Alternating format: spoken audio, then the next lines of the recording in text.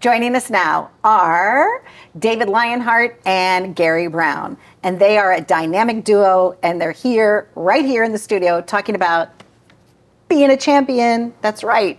Hello, guys. How are you? Morning. Morning. Good to have you on the show again. So, Reflections of a Champion. So, it is the book, it is your journey, and David Lionheart helped you bring it to life. Truthfully, it's about doing our work that we already do.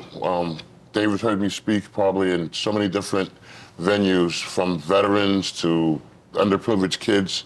And he was like, Gary, I know enough of your stories. Let's put it together. Let's put it together on paper.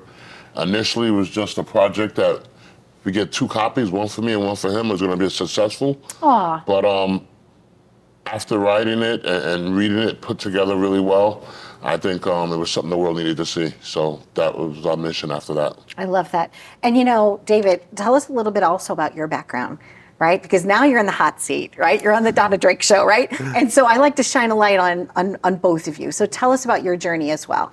I'm honored to be here on the show, of course, and with Gary. And you know, something inspired me when I met him through our charity work. I run a nonprofit for veterans and their families.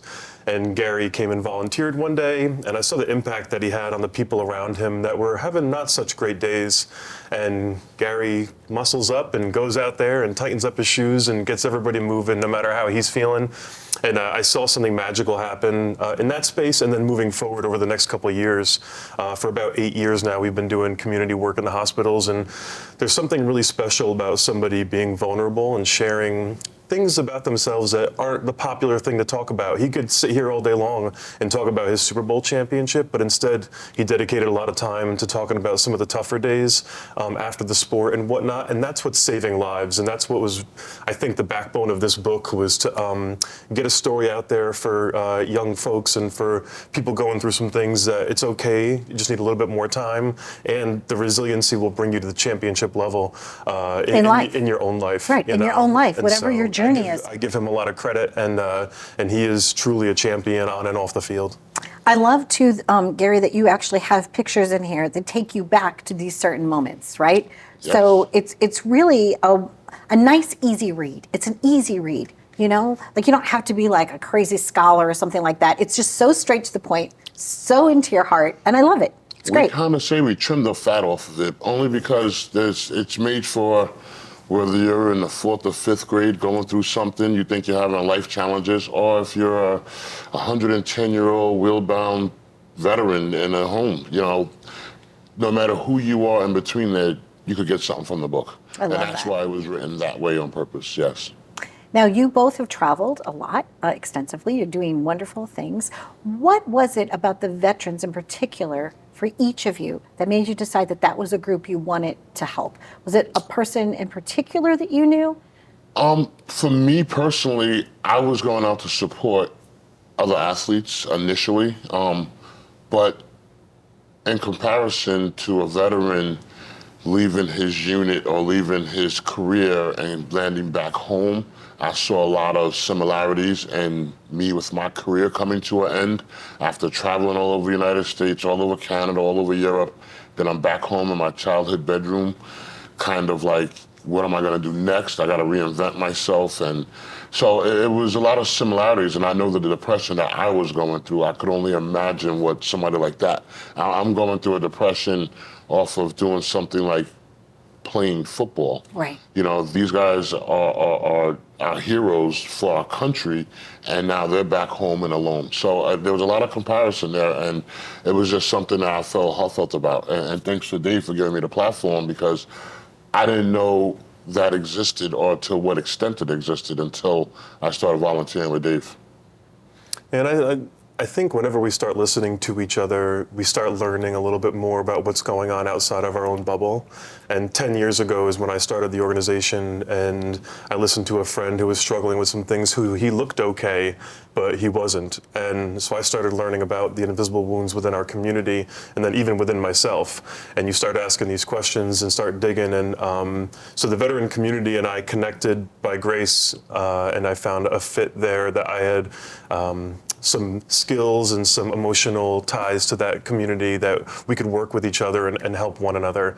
And then and Gary brings a really approachable aspect to that whole thing. And you're welcomed in as a football fan, but before you know it, there's something that you have in common with one another that can help get each other through the day. And I think that's what makes it special. And we can move like water through any community. If somebody needs help, he's never said no. And I think that's our common ground is wherever we need to go, we're willing to go. Make a difference. I've shared this story. I've had this show now for 15 years. I've shared this story before. I'm going to share it now briefly. I was in a singing group. We were singing Grand Old Flag, and it was at a veterans hospital, and a vet started singing, but he hadn't spoken in 10 years. Wow. That impact of that moment when the nurses were crying, and then afterwards our singing director told us what a powerful thing we had done, really.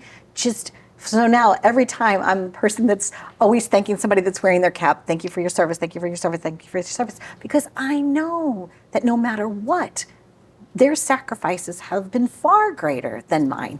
And I'm so thankful for them. And you're right, if we can make a difference, if we could bring a little joy, a little brightness, a little smile to them, make their life a little easier, do something kind, even make somebody dinner. A lot of times veterans are, they isolate themselves away from the community, right? And you don't know if their nutrition is good. So even the simplest thing, like if you could bring a meal to, someone that is a veteran in your community, it's just little things make a huge difference in life. Absolutely. Yes. So, I was gonna say, I don't really like talking about me, but I'm sitting here and I'm finding the fact that you guys have probably had similar things happen for you, right? There's always a new experience, and a lot of it, for me personally, it's my therapy as well. I have my physical challenges, but me knowing that people are dependent on me makes it easy for me to always show up. And once I do, I'm always happy because I'm always connecting with one or more people in that group setting. So, finding those connections and those people that, really pull you to the side, but like, let's talk for a little bit. And I'll give you that hug at the end of the day. And we break bread with them at the end of every one of our workshops. Those things mean something. We're not there judging. We're not there assessing their situation. We're there just as a kind soul. Let's go play. Yeah. Let's break bread. Let's conversate. Let's hang out. Get your mind off of what you're going through. It helps me get my mind off of what I'm going through. So it's always a two-way street for me. But at the end of the day, if I can help one person or one person smile or one person says, thank you, you made my day, it's all worth it. Rise again, right? And you never know when it's going to come back. I mean, you do these things. I was telling my son last night, he's 8, and we were having the lesson about being okay to see other people happy, even though you might not be receiving something in the moment. And so you give these, I call them spiritual tokens. You're putting these spiritual tokens out into the world. And I was sharing with Gary on the way here, I had a young man reach out to me recently. And at one of our workshops, he said was the day that changed his life to begin his life transformation. And he visited, he established a better mental health, a better physical presence for himself, and now he's coaching. He just took a third in a jiu-jitsu tournament in Japan. And he said it was at that moment, and we have no idea. We have 30 to 100 people coming in, and you're doing your thing, high-fiving everybody, but everyone's going through something different at that time, and you never know when it's going to come back, and sometimes it comes back at the most needed time and moment in your own lives to keep inspiring, to be willing to give, to continue to be willing to give. Conduits for goodness. That's right. You guys are great. You guys are great teammates. You guys are awesome. Teamwork make the dream work. It absolutely does. Thank you for traveling here and spending a little time with me once again. Continued success on your journey. I know that you're doing fun events that are fundraisers now, and you're taking that money and you're processing it and you're helping other people. So bravo for you. Thank you. You're welcome. And if you get an opportunity, please go find this book. It is Reflections of a Champion by Gary Lee Brown. I'm Donna Drake signing off and wishing you the happiest of journeys. Be well.